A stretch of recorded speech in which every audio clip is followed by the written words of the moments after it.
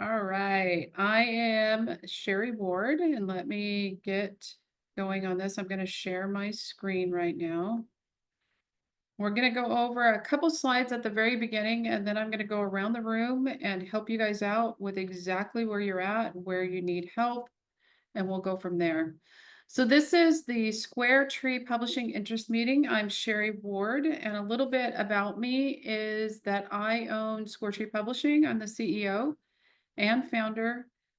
We just started a brand new fiction division called Lore and Legacy, so that's been really fun. And I've been featured on a lot of different media, but my fun fact is the last couple of years we've started making movies. So we've made two sci-fi thrillers. They've gone through the film festival circuit. The first one we got several awards for that. And then the second one is currently in the film festival circuit, and I think we've won two awards so far. So that's been really fun. They are shorts and they're proof of concept. And I just got done entering a contest for Brass Knuckles, which is an action film director who's beginning his own production company. So he's got a contest going on. So I was able to enter that contest. All right, so what I'm going to do today is talk a little bit about the publishing process as a whole, the different types of publishers that you can go with. We're going to have a lot of fun with some book covers, and then I'm going to talk about either done for you or DIY, and our DIY is our Christian author shop. So there's four factors that you need to keep in mind when you're publishing. It's your time. How long do you want this to take you to finish? How much is the cost? Are they going to pay for it? Are you going to pay for it? Um, and the third one is your rights. Do you own all your rights to your material, copyright, trademarks, anything else that you're going to do with that? And then the marketing. So those are the four aspects that you need to consider in the publishing process.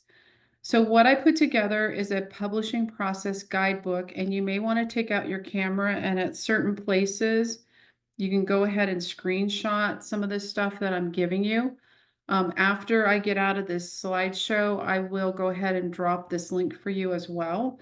This is not a fluff piece. This took my team 20 hours to put together, and it breaks down all the different types of publishers, and then it has grids for everything, like who's paying for it, how long is it going to take, do you own your rights, like everything is a grid for those four factors that I talked to you about. So that one's my free giveaway for you guys today.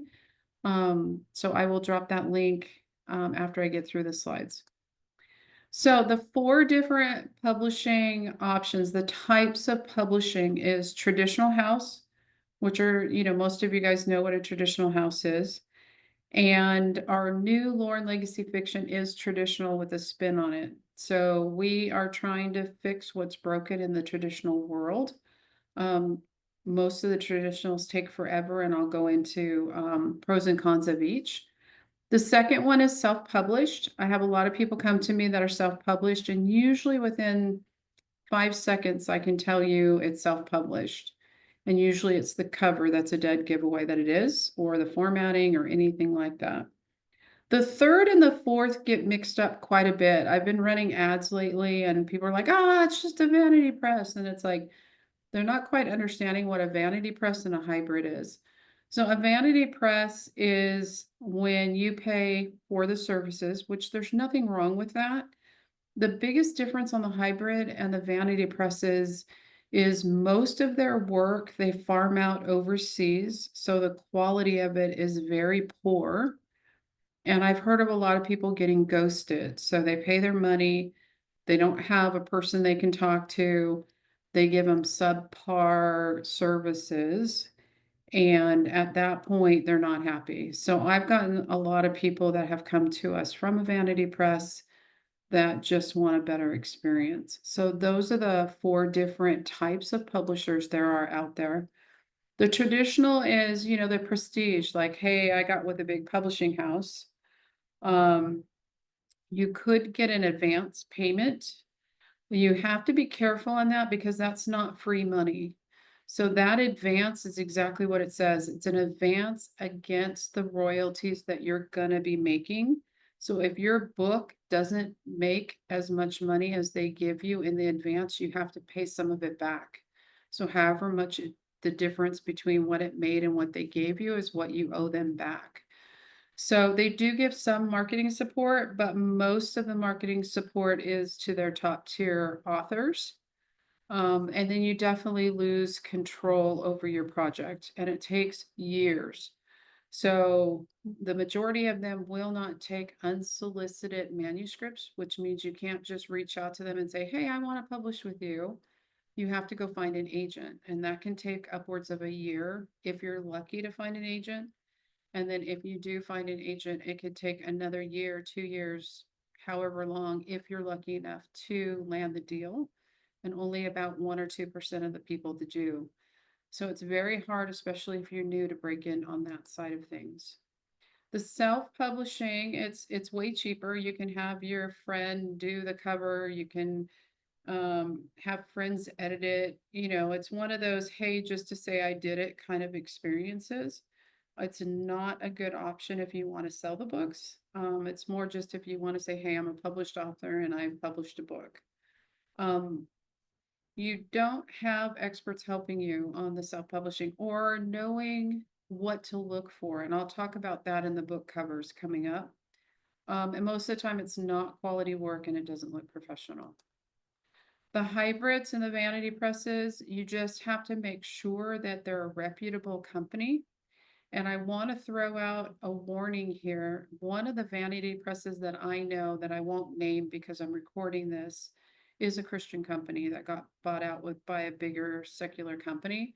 I get a lot of people coming to me from that particular company and they are not happy. So really do your research on your publishing houses to make sure that they've got referrals. They'll let you talk to some of their clients, look on the internet, all sorts of things. There's ways to research the publishing houses. Both of them, you pay for the publishing services. Some of the vanity presses tried to gouge a lot. Customer service on a hybrid will vary, so you want to make sure that you've got really good customer service and also the quality of the work. So at SquareTree, everybody who works for me is US based. So, or Canada, I've got a couple people in Canada. So they're all local area people. They're not overseas. And some of the hybrids will take a royalty or they will upcharge you on the books on the back end. So they'll resell your books back to you at a higher rate. So some of those are the differences that you have to look for. SquareTree versus the general hybrid is we're not just all about making the books. So I was doing a challenge about 3 years ago and I felt like God dropped in my spirit. He said, I'm more concerned about launching the author than I am their books, products, or services. So he's more vested in you and launching you. Um, so we are very big on community. We've got an entire Facebook community, and we very much go by Christian values and morals. The market value pricing, so we make sure that it is at market value.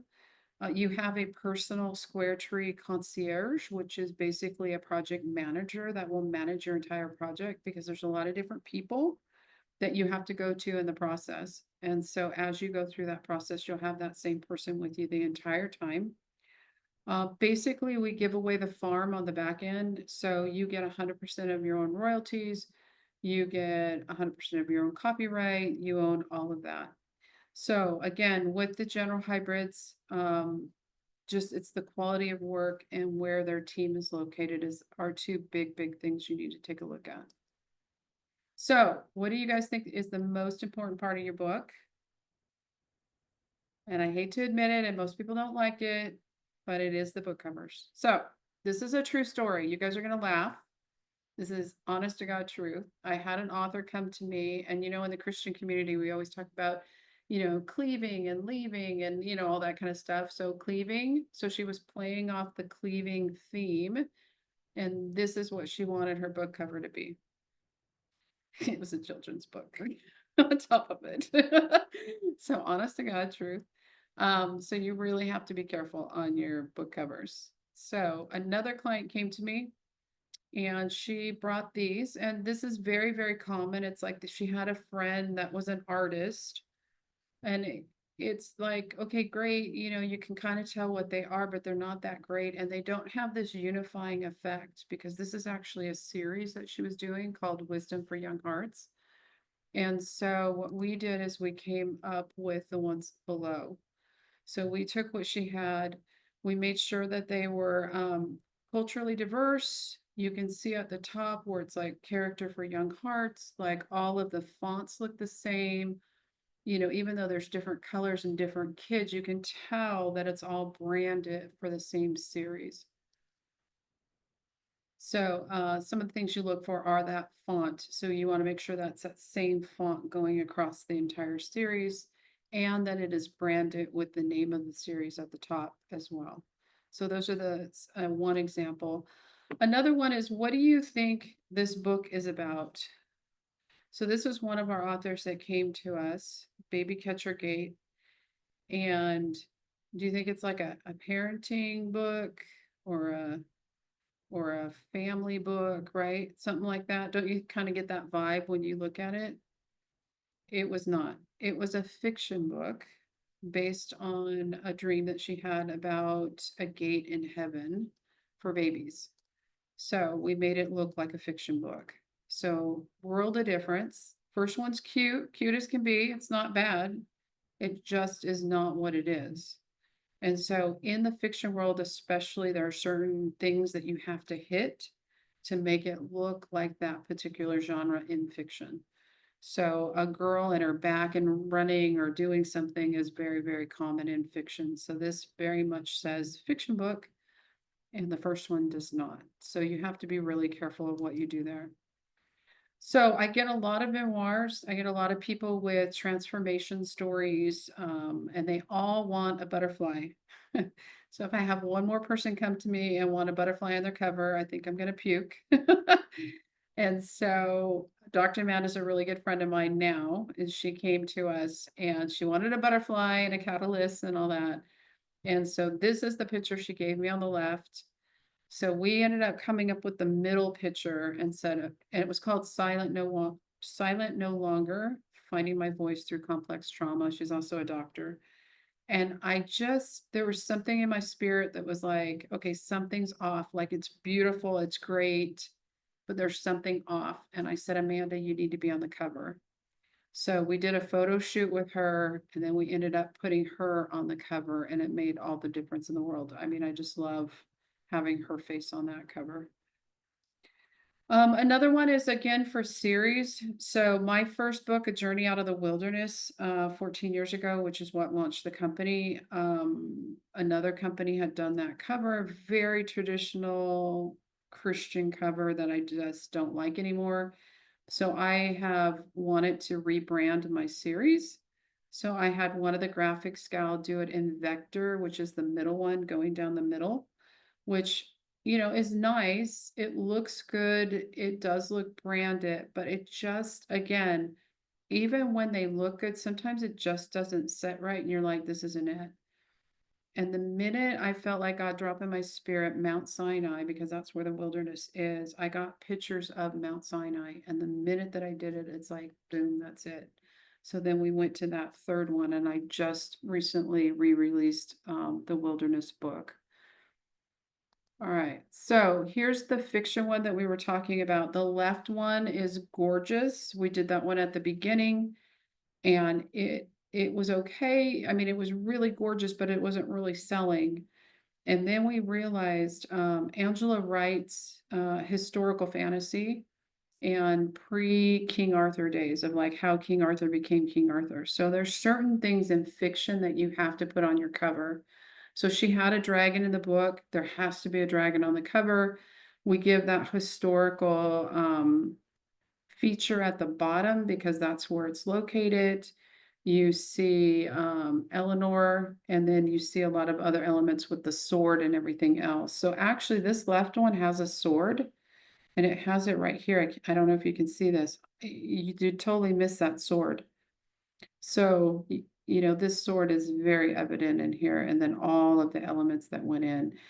She was able to speak at the Forks Convention with her good friend. Both of them went, and Angela and her friend had covers that weren't as good, and Angela's book sold out and her friends did not. And they both spoke and they both had a booth next to each other. So it was very much A/B test where you could test, both sides. And graphically, because her book was so good, she sold out of her books. All right, so I just want to highlight a couple of our authors and the impact that they're having. This is Anthony Brown, and we did a photo shoot with him. He's been interviewed on Dr. Drew now and has actually become friends with Dr. Drew. And Anthony was homeless for 20 years, got off the streets, got cleaned up, and became a college professor. And now Anthony is a nurse practitioner, which is one level below a doctor. He has since moved to his home state and is now opening up a home for the homeless in his home state. So he's done tons of great things. He just got on the stage and spoke to 1,400 people recently through AA. So that's been amazing to see his journey. His is one that we're trying to make into a movie right now, and we've got the pitch deck ready to go for that. Dr. Evelyn Garcia, she did not sell billions of books. She did not, was not a New York bestseller. However, the impact that she has had since she wrote her book has been incredible. So she was asked to come speak to the United Nations of El Salvador, which is pretty amazing. And she's been a guest on Telemundo, Univision, and all sorts of things. The most incredible part of her story is that not only was she able to speak to the United Nations, but they asked her to speak on the topic of her book, which was on forgiveness.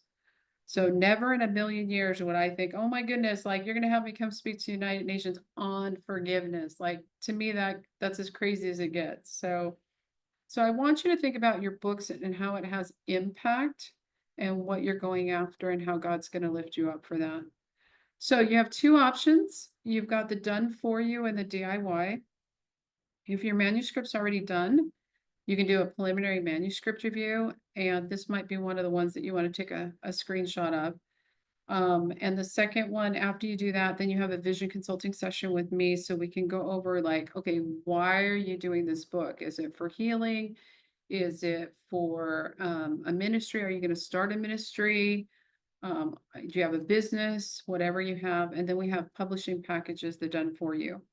We also have the Christian Author Shop, which I've got several things in there that I can point out to you, depending on where you're at in the process. And this is the DIY option as well. And these are lower price points for the DIY. The biggest success I've seen with the authors is not going it alone. So whether you join one of our writing cohorts or you do private coaching for writing, either of those are the people that tend to do the best because you're not doing it alone and you've got that accountability going as well.